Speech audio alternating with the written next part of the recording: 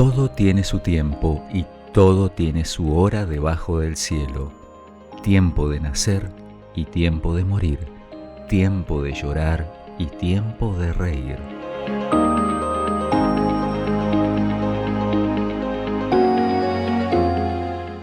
Pero muy buenas. Estamos muy contentos, muy alegres de poder una vez más encontrarnos. Esta vez nos encontramos con Rodri. Así que, ¿cómo andás, Rodri? Muy bien. ¿Listo para un mano a mano? Sí, eso te iba a decir. Pulseada no me animo porque hoy usted está muy entrenado. No, pero no, nos toca un mano a mano. Hoy va a ser un mano a mano. Sí. Le mandamos un fuerte saludo, obviamente, a Eddie. Un gran abrazo a Eddie, que está con sus merecidas vacaciones. Y como corresponde. Como corresponde, y nos dejó trabajando a nosotros, y lo hacemos con mucha alegría porque es un privilegio acompañarlos en un capítulo más de Enfoque Psicoespiritual. Exacto. Un capítulo más, Enfoque Psicoespiritual, muy contentos de hacerlo, muy feliz de poder encontrarnos, de poder tener los medios para hacerlo. Uh-huh. Y hoy queremos hablar, Rodri, y si me tuvieras que contar algo para decirme, o poder empezar a contarle a la gente de qué nos gustaría poder hablar hoy. Sí.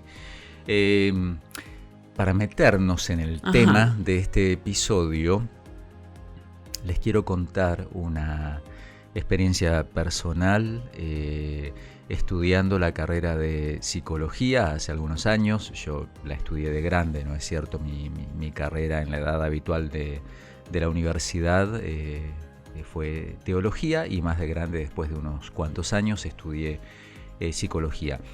Estudiando esa carrera habíamos llegado ya con mi curso al cuarto año de la carrera y estábamos emocionadísimos porque nos tocaba por fin las clínicas, clínica 1 y clínica 2. Materias hermosas, apasionantes. Toda la carrera está esperando ese momento cuando ya cursa lo que se llaman las clínicas, que es juntar todo lo recorrido en la carrera, ponerlo sobre la mesa y empezar a practicar, ¿no? Como si uno ya estuviera en el consultorio.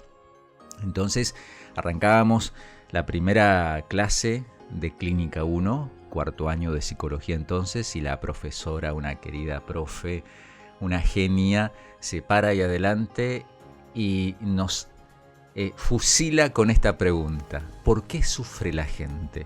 Les pregunta eso. Nos dice: ustedes están acá, llegaron hasta este punto de la carrera porque quieren ayudar a la gente que sufre, pero primero tienen que saber, antes de empezar a sacar herramientas, intervenciones y todo lo que hace el psicólogo en el consultorio, tienen que tener claro por qué sufre la gente. Y nos preguntó por qué sufre la gente. Y todos emocionadísimos empezamos a tirar respuestas de acá, de allá, nos inspiramos y empezamos a buscar respuestas. Hace no mucho, y cuando empezamos a hablar de este tema, Rodri, encontré un libro llamado, bueno, como el tema de hoy, uh-huh. Ya lo voy a tirar en la mesa, llamado El Duelo, que muy reconocido, y él esbozaba en palabras más, palabras menos, que no se puede duelar, no se puede extrañar algo que no se ha querido. Bien, por ahí vamos, muy bien. Entonces, este psicólogo muy reconocido me va dejando como un poquito la respuesta sobre la mesa, y es que algo que duele y que duele esa pérdida es algo querido, exacto. Muy querido. Justamente la profe, después de dejarnos que nos cansemos intentando, porque en serio que no le dábamos, por lo menos según ella, claro. Muy bien, pero no. Bueno, profe, ¿y entonces por qué sufre la gente? Y fíjate el impacto que logró, que hasta el día de hoy, te estoy hablando de hace 20 años atrás, un poquito menos, 15, ya estaba terminando la carrera. Me acuerdo como si fuera hoy. Ella nos dijo: todas las respuestas son muy interesantes, pero la respuesta es: la gente sufre porque ama. Exacto. Si la gente no amara, no sufriría. ¿Y sabes que sí, Jacobo? Y sí. Y desde ahí no me lo olvidé más, y lo confirmo desde la perspectiva, primero como persona, como ser humano. Sin duda.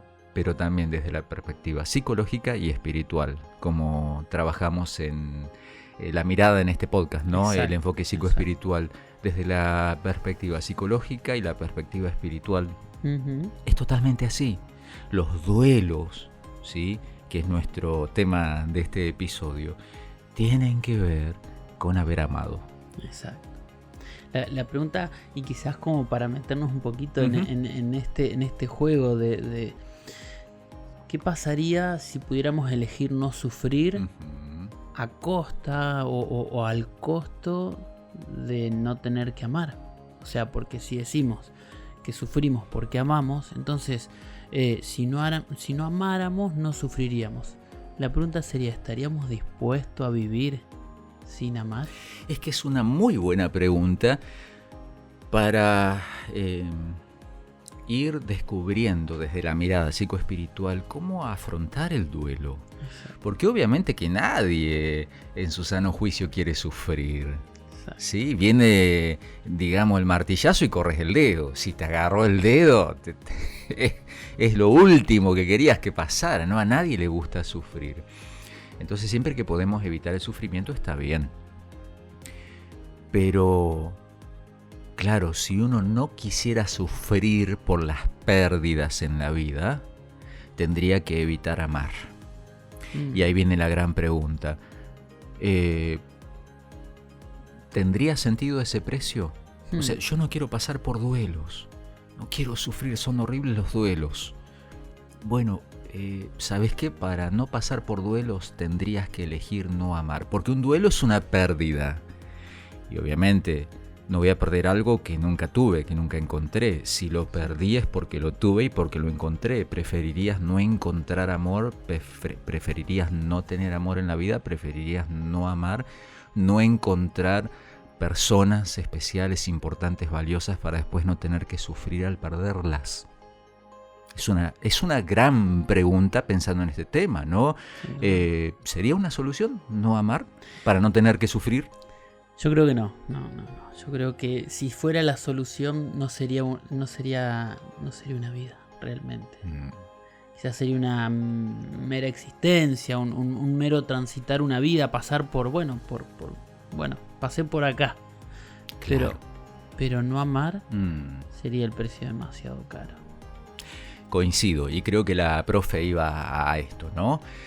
A todos nos va a tocar sufrir porque nos apegamos a cosas. De paso, nuestros breves capítulos no dan para por ahí meternos en tanta cosa, ¿no? Porque hay un límite para que esto sea saludable, porque también hay amores que no son sanos, hay apegos que no son sanos, y hay un nivel de desapego que está bueno, pero tampoco uno puede vivir, digamos, buscando estar siempre desapegado. Exacto. Digo esto entre paréntesis, lo abro y lo cierro rapidito porque hay toda una filosofía y una teoría, ¿no? De que bueno, desapegate de todo, que no te importe nada, así no sufrís. Cuidado con eso. Por lo menos no es la perspectiva que nosotros encontramos cuando vamos a la mirada desde la psicología y desde la espiritualidad bíblica, como planteamos en este espacio, ¿no? Sin duda. Dios es un Dios de amor y como Dios de amor prefiere, pretende y actúa también queriendo cuidar los vínculos. Exacto. No es que le da lo mismo los vínculos, no es que le vale nada que estemos bien o estemos mal. Hemos sido creados desde la perspectiva bíblica desde la cosmovisión bíblica encontramos que hemos sido creados para amar, diseñados para amar, y que la mayor definición de la persona de Dios en la Biblia es que Él es amor. Exacto. Y como estamos creados a su imagen y semejanza, vivimos para amar. Exacto. Pero siempre buscando que ese amor sea saludable, ¿no es cierto? Pero es amor, y que cuando por alguna razón se termina ese amor porque falleció el ser querido, porque se terminó una relación, obviamente que viene el dolor. Pero volvemos a la pregunta, ¿entonces hubiese sido mejor no amar? No, sí.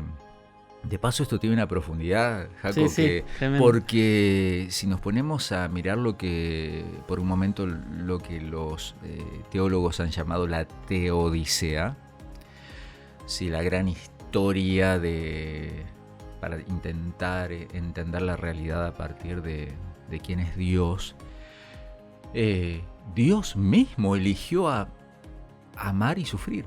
Exacto. Dios, a ver, ¿cómo se le llama a lo que recordamos en Pascua, en Semana Santa? Vida, pasión y muerte y resurrección de Jesús. O sea, Exacto. el concepto de pasión tiene que ver con padecimiento. Dios eligió sufrir, pagar el precio, porque Él es amor. Sí. Porque Jesús dio su vida. Entonces, creo que en esto del duelo, de que cuando amamos estamos corriendo, aceptando correr el riesgo de sufrir. Sí. Bueno, aparece el duelo. Y esto por ahí, como para ir avanzando un poquito, Rodri, bueno, hay muchos teóricos, hay muchos pensadores, psicólogos, se le han dado formas, pero bueno, hay como algunas etapas, porque algunos dicen, bueno, Claro. pero a ver, a todos nos duele igual, todos sufrimos de la misma manera, y no porque somos todos distintos, pero podríamos llegar a poner alguna serie de etapas que pasan dentro del duelo. O sea, parados acá, en esto que por ahí nos entusiasmamos un poquito y nos fuimos, Sí. pero tenemos que volver. Amar implica pasar en algún momento por dolor. Y ese dolor a veces puntualmente es duelo. ¿Sí? Es un duelo porque perdimos ese amor, ¿no es cierto? Ya que no nos podemos escapar de eso, a ver cómo entender el duelo. Exacto. Y cómo afrontarlo. Y para esto, entonces, hay estudiosos que nos han ayudado a clarificar que el duelo pasaría por unas determinadas etapas que está bueno conocer, ¿no? ¿Cuántas son? La gran mayoría habla de 5 etapas, o se han puesto de acuerdo, podemos decir, en que hay 5 etapas.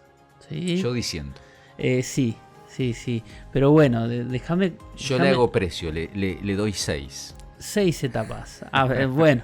Desarrolle primero las 5, ahí está, o las mencionamos porque es muy importante entender sí. estas 5 etapas del duelo, y después le cuento por qué creo que son 6. Bien, dentro de estas 5 etapas, y acá es importante poder rescatar de que estas etapas están nominalizadas, o sea, están nombradas a manera de poder saber cómo nos vamos encontrando, si poder decir, bueno, yo atravesé un duelo y me pasó esto en este momento, después pasó un tiempo y no necesariamente tienen que ser ordenadas, no todas las vemos del mismo orden cronológico.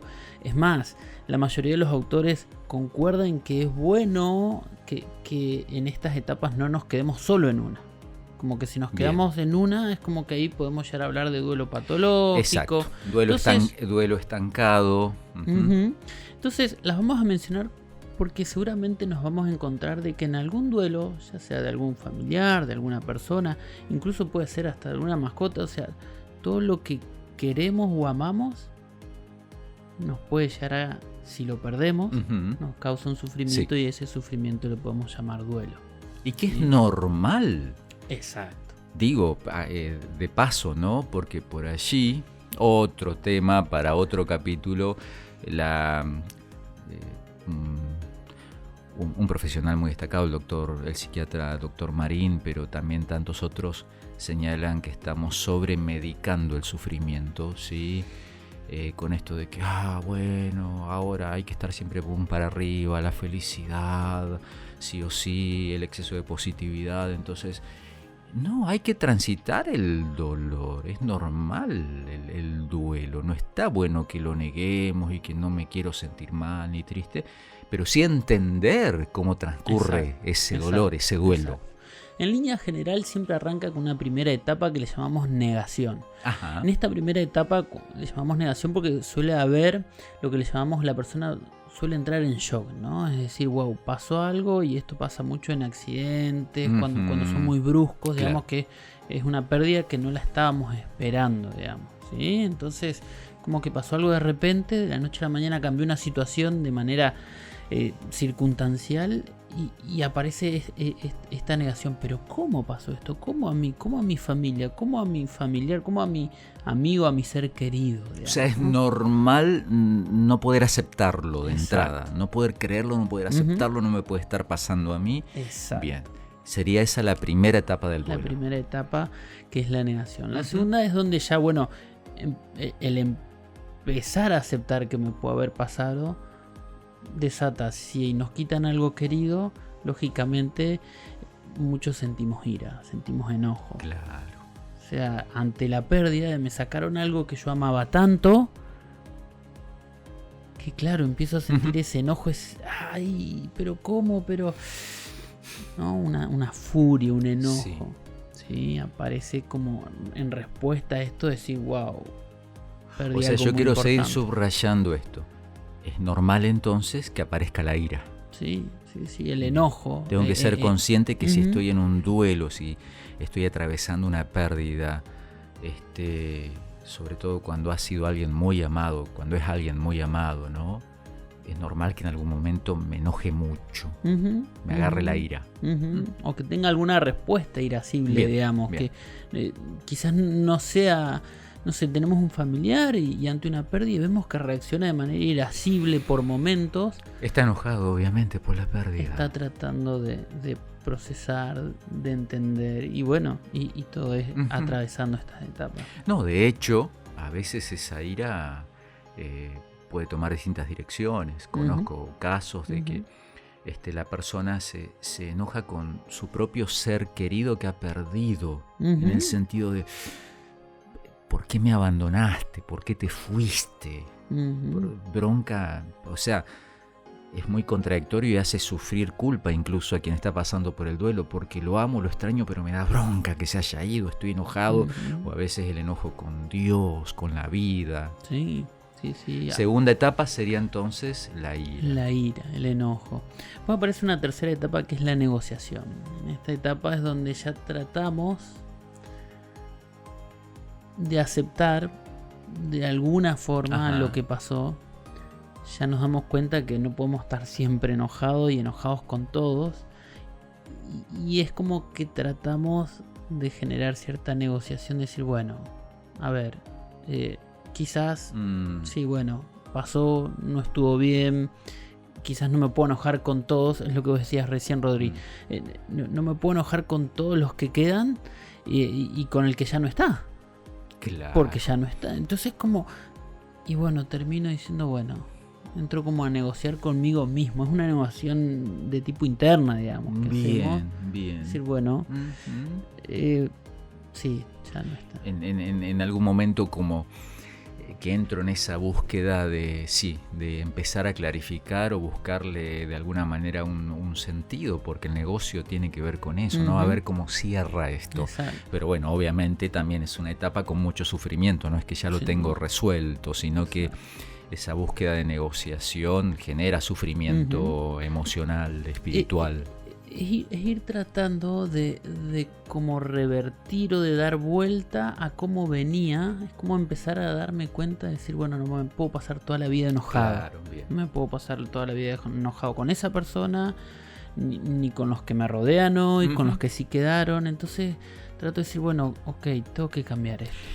Decías, Jaco, hace un rato que esto no es así matemático ni lineal, que una etapa detrás de la otra y exactamente las 5, pero más o menos antes que nos menciones las 2 que faltan, ¿hay una expectativa de tiempo? Por ejemplo, ¿cuánto me podría durar la negación, que es la primera etapa o reacción?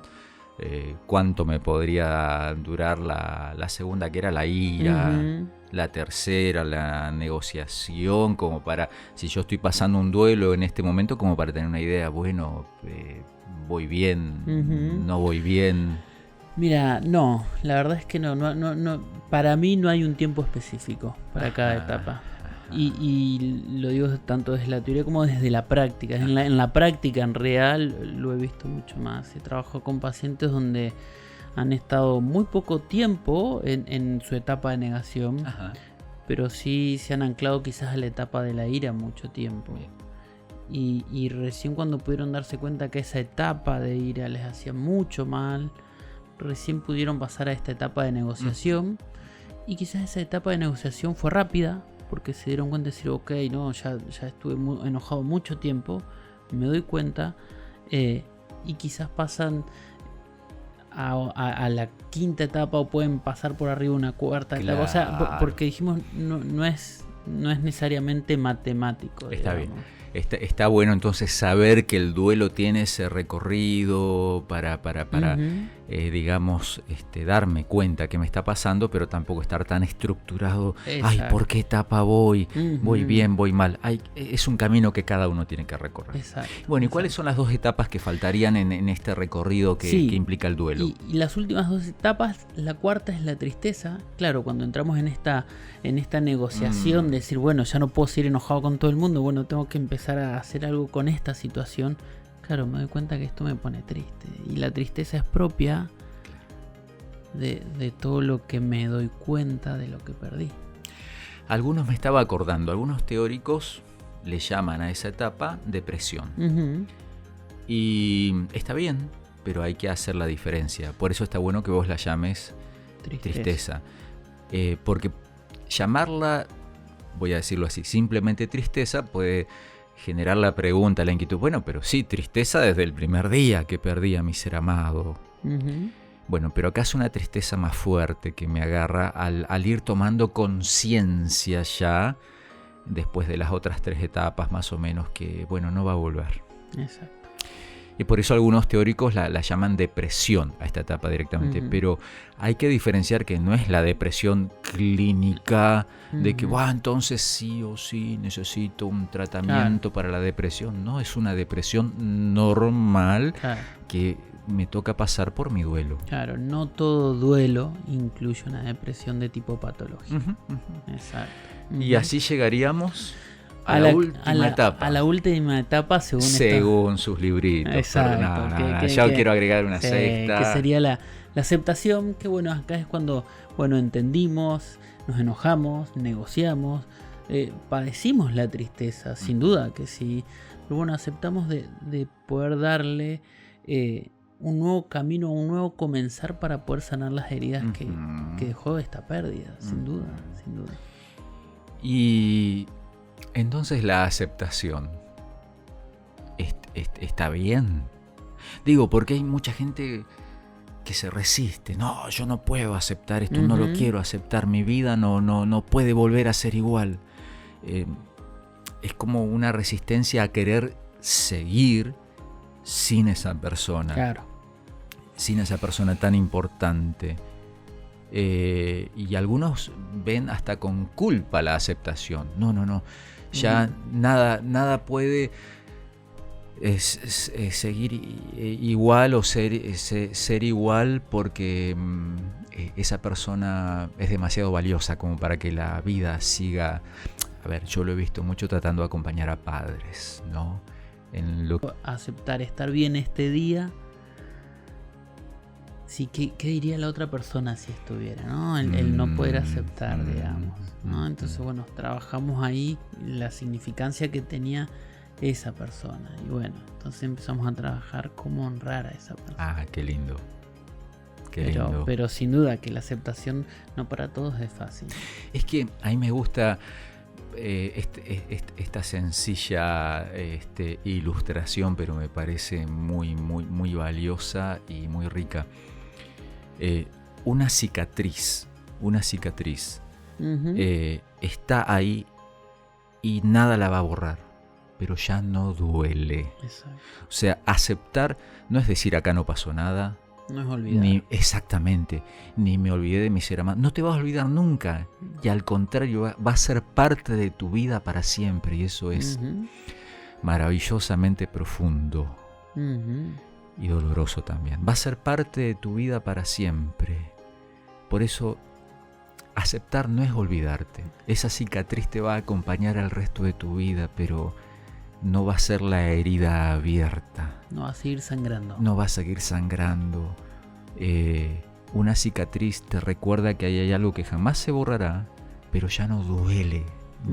La cicatriz no duele, a menos que se haya infectado, y que es otro tema, y una analogía muy válida, ¿no? Sí. Los duelos infectados. Exacto. O patológicos. Exacto. Bueno, Jacobo, en el poquito tiempo que nos queda, ideas, ayuda, o sea, esto ya es un montón, ¿no? De ver el panorama de cómo se transcurre un duelo, creo que nos ayuda mucho, pero algunas otras ideas puntuales de ayuda para transitar el duelo. Sí, como idea, yo rescataría, a mí personalmente, hay una que para mí es la que más quizás me gustaría compartir, ¿no? Hay muchas, traje muchas, pero bueno, acompañarnos, ¿no? Buscar una red de apoyo familiar, de amigos. Cuando tenemos una pérdida es muy importante no estar solos. Eso es básico, ¿sí? No aislarnos. Exacto.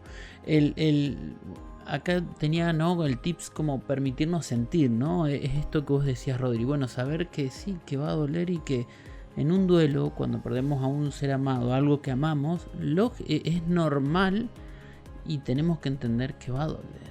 Entonces, estos sentimientos, las emociones son respuestas adaptativas. Entonces, nos estamos adaptando a esto que nos pasó. Cuidar nuestra salud física, como siempre lo recalcamos. Sí, tomar mucha agua. Bueno, todos los cuidados de nuestra salud. ¿Por qué cuidar la salud física? ¿Qué tiene que ver con el duelo? Perdón. Porque sencillamente... Usted va apurado, pero yo algunas cosas quiero saber. Somos un ser, y a mí me encanta, somos un ser integral. Ajá. Y cuando sufren nuestras emociones, bien. también sufre nuestro cerebro, sufre nuestro descanso. O sea, no me imagino que sea fácil para alguien que recién comienza una etapa de duelo poder descansar de lo mejor. Y cuidar tu salud física te ayuda a estar con más fortaleza dentro de la situación tan dolorosa, pero estar con más fortaleza para ir atravesando este proceso y no terminar de derrumbarte. Está bueno. Exacto. Pero me quedo con una última herramienta, que es la de poder honrar. A ver, porque hoy lo mencionaste, así que está bueno hoy ampliarlo un poquito. Lo de poder honrar, y me quedo con esta idea. Dijimos que sufrimos porque amamos. Entonces, cuando perdemos a algo amado, qué mejor que poder darle honra es otorgarle valor honrando a esa persona. Es hacer que ese valor que tanto quisimos, que tanto pusimos en esa relación, en ese vínculo, en esa persona, no sea olvidado. Entonces, honrar la vida, honrar a esa persona o a esa situación, le da mucho más valor. Qué lindo. A mí me pasa algo, y te lo cuento, Rodri, de manera personal. Por ejemplo, cuando fallece mi papá, él siempre fue alguien que fue muy, muy bueno arreglando cosas. Era muy manual, muy bueno haciendo cosas manuales. Entonces, yo cada vez que arreglo algo en mi casa, por chiquitito que sea, siento que lo estoy honrando. Porque digo, bueno, por lo menos yo pude arreglar esto, digamos. Qué lindo. Entonces, es una manera de tenerlo en mi recuerdo, de honrarlo, decir, bueno, papá, gracias que me ayudaste. Yo, al verte, bueno, hoy estoy aprendiendo o hago esto. Entonces, es una manera de honrar a esa persona y hacer que esa cicatriz cuente. Qué lindo, qué importante. Y me hiciste acordar, bueno, el tiempo se nos termina, pero también yo perdí a mis dos padres en un mismo momento. Ellos eran muy jóvenes, mi papá tenía 50 años, mi mamá 45, yo tenía 25, soy el hermano mayor de 4, y en un accidente de tránsito murieron los dos. Y mi padre, ambos, pero especialmente mi padre, siempre nos animaban: estudien, para que puedan tener una vida que, digamos, que se desarrolle, que crezca, que oportunidades que ellos no habían podido tener. Y me acuerdo que en medio de todo el dolor por la pérdida de mis padres, sentí una profunda convicción de que tenía que dar lo mejor de mí para estudiar. Estaba terminando mi primera carrera. Con los años vino la segunda carrera, con el tiempo, no digo que todos tenemos que hacer esto para nada, sino en función de esto que decís de recordar con amor y honrar. Con el tiempo, bueno, gracias a Dios lo cuento acá en un ambiente de amigos. Hice un doctorado, etcétera, etcétera, y para mí es una forma con mucha gratitud de honrar el mensaje y el sentido de vida que me dejaron mis padres, qué lindo esto de honrar, ¿sí? Recordar con amor, qué lindo. Y ahí te das cuenta que esa aceptación termina siendo un sentido positivo para la vida. Jaco, nos tenemos que ir, pero yo te decía una sexta etapa. Me queda la sexta. Sí, bueno, no te pierdas el próximo capítulo de Enfoque Psicoespiritual. Queremos saber. Bueno, la mencionamos rapidito, pero claro, es fundamental y vamos a hablar mucho de esto en muchos otros capítulos. La sexta etapa, que no la vas a encontrar en los libros, pero realmente en terapia y sobre todo desde la sabiduría espiritual de la Biblia, es fundamental, es la esperanza. Porque aceptamos, y eso nos hace bien, resignificamos un nuevo sentido, eso nos hace bien, pero cuando vos descubrís que puede haber una esperanza real, espiritual pero lógica, ¿sí? Que excede a la capacidad científica de explicar las cosas del ser humano, pero que tiene un fundamento lógico y creíble, y vos descubrís esa esperanza que nos da lo que nos enseña la Biblia acerca del sentido de la vida, del sentido de la muerte y del milagro del reencuentro. Sé que estamos en un plano ya terminando totalmente espiritual, metafísico, religioso, pero créeme que si tuviéramos el tiempo, y espero que lo tengas, y vamos a volver a abordar este tema, cuando vas a la Biblia y estudias qué nos dice Dios acerca de el milagro de la vida, el sentido de la vida, el problema de la muerte, pero la solución de Dios para el problema de la muerte y la esperanza trascendente. Mira, quería terminar con esto, Jaco, con respecto a la sexta etapa. El apóstol Pablo en el Nuevo Testamento, escribiéndole a gente que estaba sufriendo mucho por duelos que no cerraban, escribió estos pensamientos. Están hoy en el Nuevo Testamento, en la carta llamada Tesalonicenses, primera carta a los Tesalonicenses, capítulo 4, versículos 13 en adelante. Decía Pablo y nos dice hoy: tampoco queremos, hermanos, que ignoren acerca de los que duermen. Y con esa metáfora el apóstol Pablo y Jesús antes, unos añitos antes, y toda la Biblia en realidad se refería a la muerte, que la muerte es como un sueño. Exacto. Porque va a haber un despertar con el milagro de la resurrección, lo que la Biblia señala como la segunda venida de Cristo. Dice, no quiero que ignoren acerca de los que duermen, para que no estén tristes como los que no tienen esperanza. La Biblia nunca dice, dale, no estés triste, vamos, ponele ganas, ponele fe, dale, si sos una persona espiritual, sos una persona de fe, sos una persona resiliente, no estés triste, no estés triste, la Biblia no dice eso.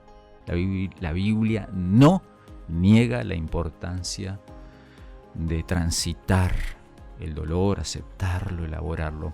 Pero Pablo dice, esta es una tristeza con otro marco, el marco de la esperanza. Vas a sufrir, pero tu tristeza va a ser con esperanza. Y ahí sigue desarrollando.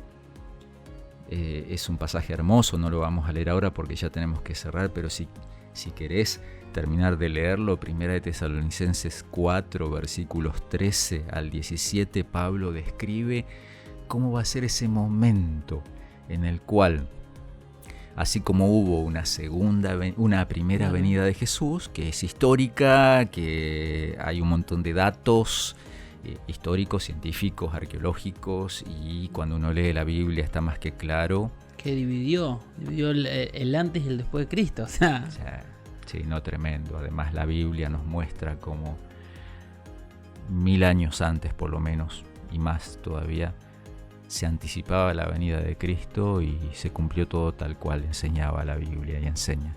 Así se va a cumplir una segunda venida de Cristo, y ahí Pablo describe, será el momento del reencuentro con ese ser amado, que hoy lo puedes honrar con tu amoroso recuerdo y con tu vida, pero en aquel momento lo podrás abrazar.